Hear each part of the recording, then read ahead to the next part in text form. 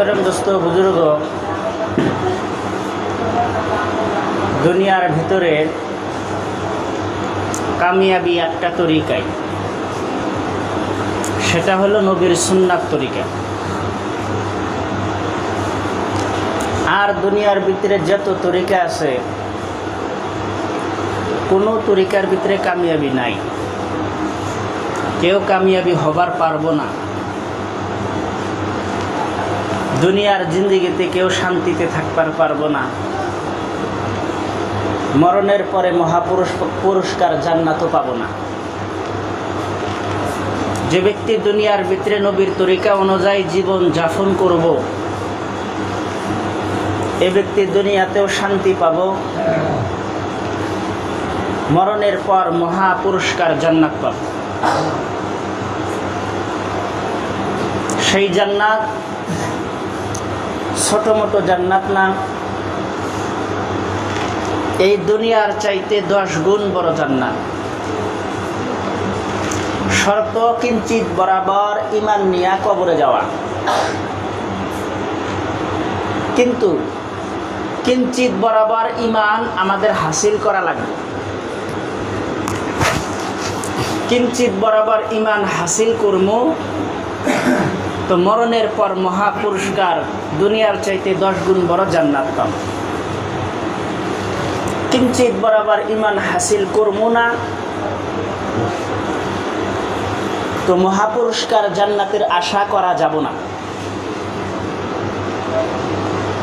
আল্লাহ মহান রব্বুল আলামিন দুনিয়াতে রাস্তা দিয়েছেন দুইটা, একটা হলো সিরাতুল জাহিম আর একটা হলো ইহদিনাস সিরাতাল মুস্তাকিম। মরণের পর জায়গা বানায় রাখছেন দুইটা, একটা হলো জান্নাত আর একটা হলো জাহান্নাম। যে ব্যক্তি দুনিয়ার ভিতরে সিরাতুল জাহিমের রাস্তায় চলছে, মরণের পর জাহান্নাম তার জন্যে আল্লাহ নির্ধারিত রাখছে। আর যে ব্যক্তি দুনিয়ার ভিতরে ইহদিনাস সিরাতাল মুস্তাকিমের রাস্তায় চলছে, মরণের পর আল্লাহ মহান রব্বুল আলামিন তার জন্যে জান্নাত রাখছে। দুনিয়াতে রাস্তা দুইটা, ইচ্ছা তোমার সিরাতুল জাহিমের রাস্তায় চলবা না ইহদিনাস সিরাতাল মুস্তাকিমের রাস্তায় চলবা, ইচ্ছা তোমার। মরণের পর জায়গাও দুইটা, একটা হলো জাহান্নাম আর একটা হলো জান্নাত। দুনিয়াতে যে হিসাবে চলবা, মরণের পর সেই হিসাবে পাবা। আজ দেখেন দুনিয়ার ভিতরে বাপের সম্পত্তি পাওয়ার জন্যে বেটা কত মেহনত করে। বাপে চরে মাটি রাখার পরে বারবার ভাঙ্গাভাঙ্গি হয় দেখে পাহাড়ে মাটি রাখছে, পাহাড়ে বাড়ি করছে, বহুদিন পরে চরের মাটি উঠছে। এখন ছেলেগুলা দৌড়াদৌড়ি শুরু করছে, মাটির পারমিশন কিভাবে বাড়ি করা যায়, মাটি কিভাবে আমার দখলের ভিতরে আনা যায়। কারণ বাপ চাচারা রাখছে মাটি, বাপ চাচা তো মারাই গেছে বা কাবার বাইসাও আছে। এখন মাটিটা ওঠার পরে মানে দৌড়াদৌড়ি শুরু করছে, মাটির পারমিশন বাইর করা লাগে, মাটি আমার দখলে আনা লাগে। মাহতরম দোস্ত বুজুর্গ, দুনিয়ার ভিতরে বাপের সম্পত্তি পাওয়ার জন্য যেরকম ছেলেরা মানে বেকার হয়ে যায়, ওরকম জান্নাতও আমাদের বাপের সম্পত্তি, কিন্তু আমরা বেকার হই না। এখন প্রশ্ন জাগার কথা যে দুনিয়াতে বাপের সম্পত্তি পাওয়ার জন্য আমরা বেকার, জান্নাত আমাদের বাপের সম্পত্তি, এটা কেমন কথা? দেখেন হাদিসের ভিতরে আসছে মানুষের বাপ হইল 6টা। আমাদের আদি পিতা আদম আলাইহিস সালাম, জাতি পিতা ইব্রাহিম আলাইহিস সালাম, আর একটা হলো রোজদাতা পিতা, যিনি আমাদের জন্ম দিয়েছেন।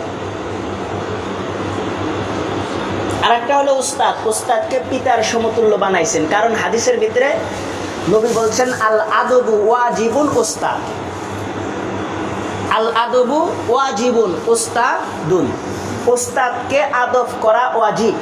যেরকম মায়ের হুকুম মানা ওয়াজিব, বাপের হুকুম মানা ওয়াজিব, ওরকম উস্তাদের হুকুম মানা ফরজ, আদব করা ওয়াজিব।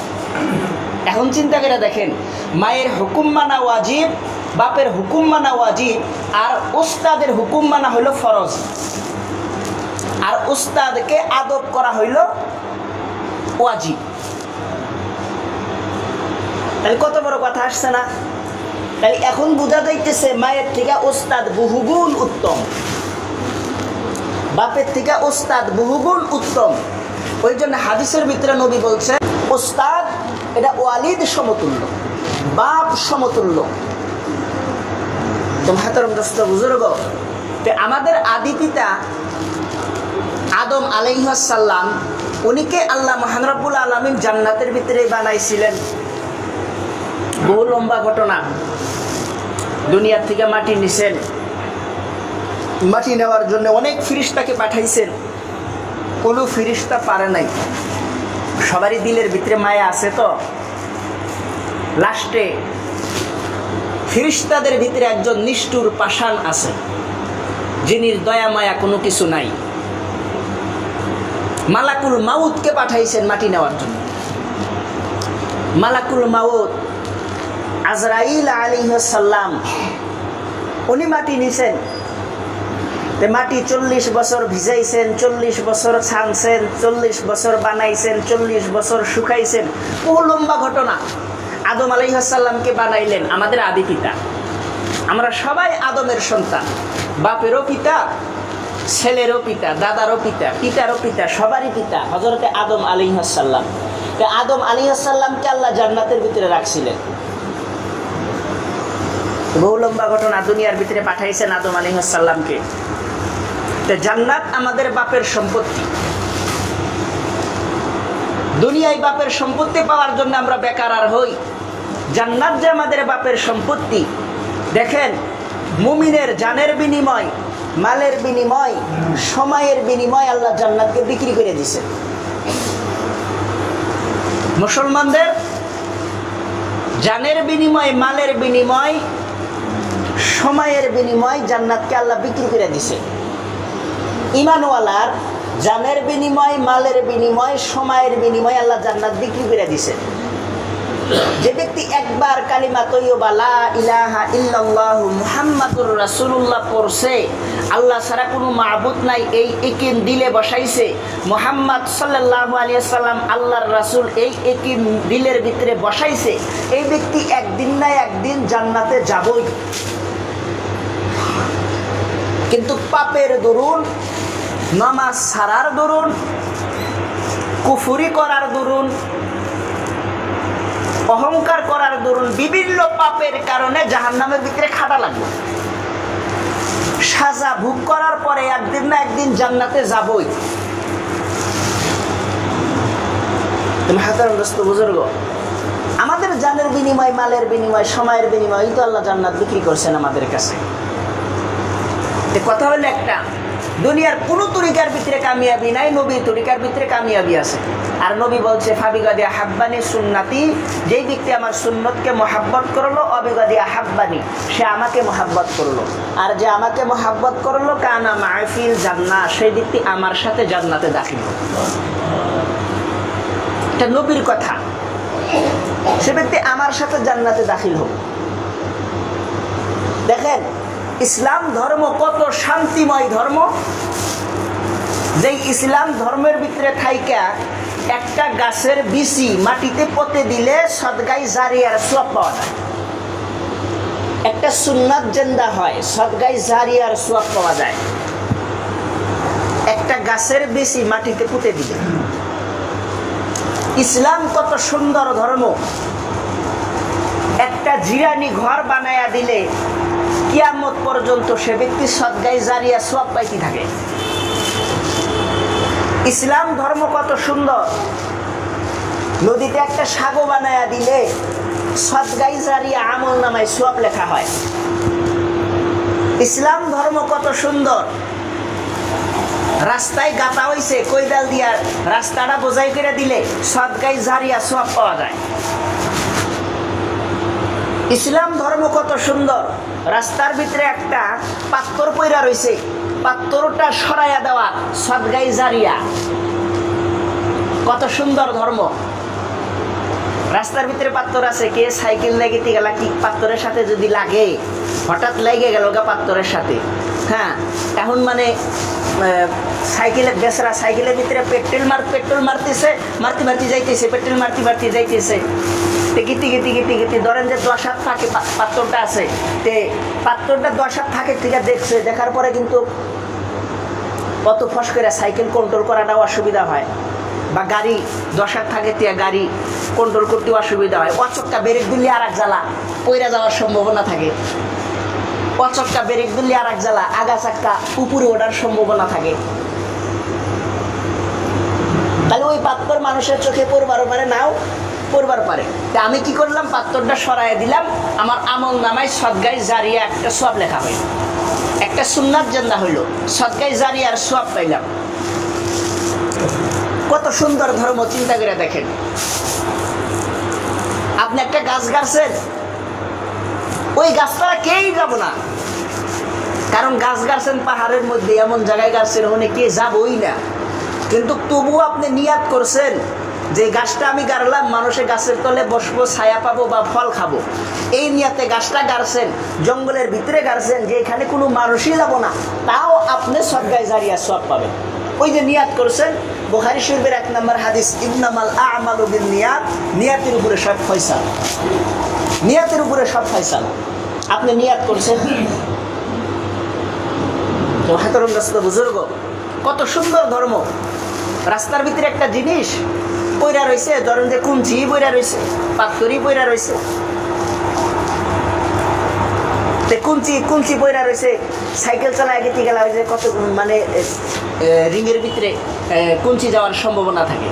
একদিন বাইক চালায় যাইতেছি, ছোট একটা কুঞ্চি দিহিতে গ্যাট গ্যাট করে, নাই না দিহিতে বাইকের চেনের মধ্যে ছোট্ট কুঞ্চি, মানে ভাবি নেই যে এটা ঢুকছে। তো ওই জন্য রাস্তার থেকে জিনিস সরাইয়া দেওয়া, কষ্টদায়ক জিনিস, এগুলো সরাইয়া দেওয়া, এটা সোয়াবের কাম, এটা সদগায়ে জারিয়া, এটা সোয়াবের কাম। হাতরম দোস্ত বুজুর্গ, ইসলাম ধর্ম, ইন্নাদ্দীনা ইনদাল্লাহিল ইসলাম, বেশক আল্লাহর কাছে সব থেকে পছন্দনীয় ধর্মই হইল ইসলাম ধর্ম। আপনি দৈনন্দিন চলা ফেরায়, খাওয়া দাওয়ায়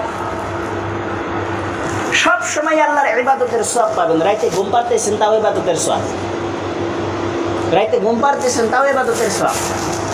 আপনি রাস্তা চলতেছেন, তাও ইবাদতের সওয়াব। রাস্তা চলাকালেও সুন্নত আছে। বাড়ির থেকে বাইরে হয়েছেন, প্রথমে ডান দিকে চললেন, এটা সুন্নাত। তারপরে দেশের আইন মানা ওয়াজিব। তার বাদে বাউ দিক দিয়ে আপনি যাইতেছেন, চেহারাটা নিচের দিকে রাখলেন, মাথাটা নিচের দিকে রাখলেন, এটা সুন্নাত, রাস্তা চলার সুন্নাত। রাস্তাও চলতেছেন, সওয়াবও পাইতেছেন।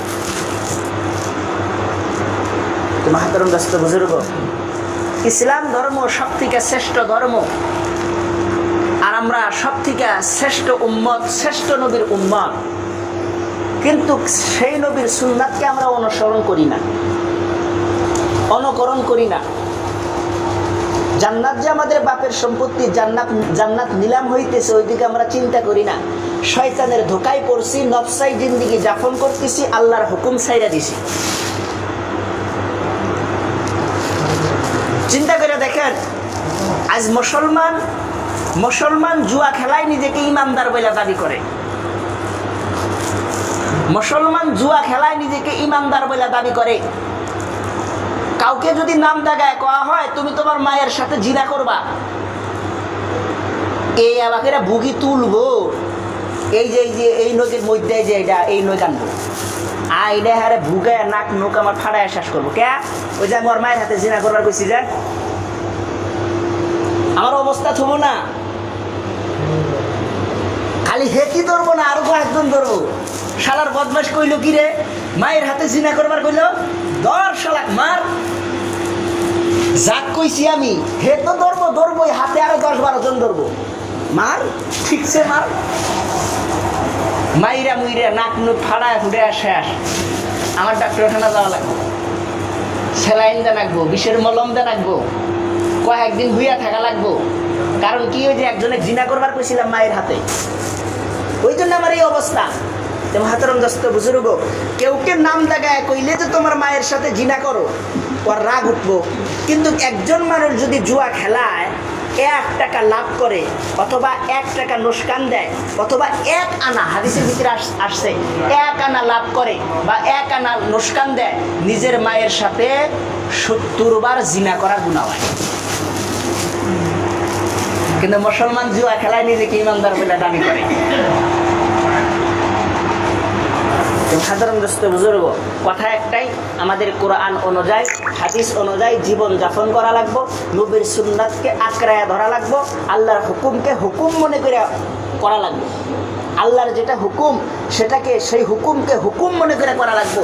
দেখেন, বাপে যদি ছেলেকে হুকুম করে, ছেলে যদি সেই কামটা যদি না করে, বাড়িতে গেলে ডরায়, বাড়িতে যাইতে ডরায় যে আব্বা তো এই কামটা করবার কইছিল, আমি তো করি নাই, বাড়িতে গেলে মারি দেয় নাকি, ডরায়।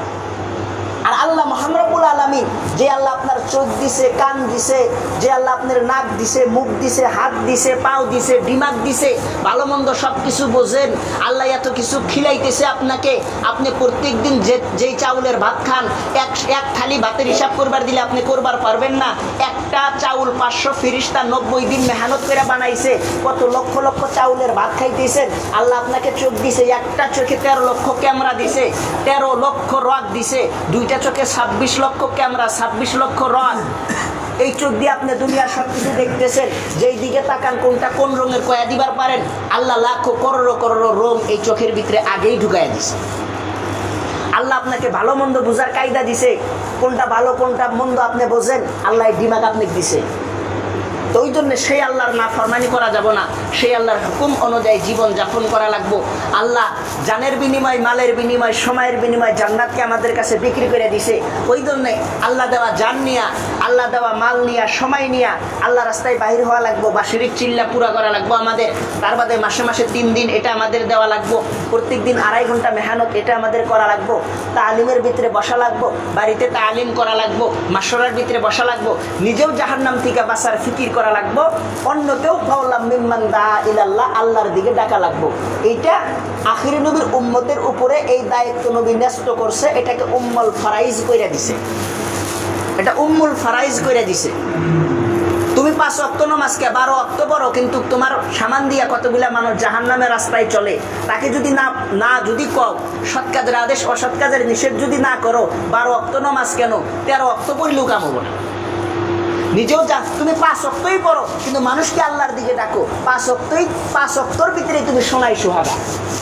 কারণ অন্যকে জাহান্নাম থেকে বাঁচানোর ফিকির করতেইছাও, এর মতন শ্রেষ্ঠ কাম দুনিয়ার ভিতরে হবারই পারে না। যে একজন মানুষ জাহান্নামের রাস্তায় চলতেছে, সিরাতুল জাহিমের রাস্তায় চলতেছে, তাকে হিদিনা সিরাতুল মুস্তাকিমের রাস্তায় তুলে দেওয়া হইতেছে। এর মতন শ্রেষ্ঠ কাম, আফজাল কাম, মাশহুর কাম দুনিয়ার ভিতরে আর হবারই পারে না। ইনশাআল্লাহ আমরা করবো, মসজিদে আসবো, সৎ কাজের আদেশ অসৎ কাজের নিষেধ করবো ইনশাআল্লাহ। তো আল্লাহ পাক বলনেওয়ালা শুননেওয়ালা ভাইকে বলার থেকে শোনার থেকে এর উপরে আমল করার তৌফিক দান করুন ইনশাআল্লাহ। সবাই 4 রাকাত করে সুন্নাত পড়ুন।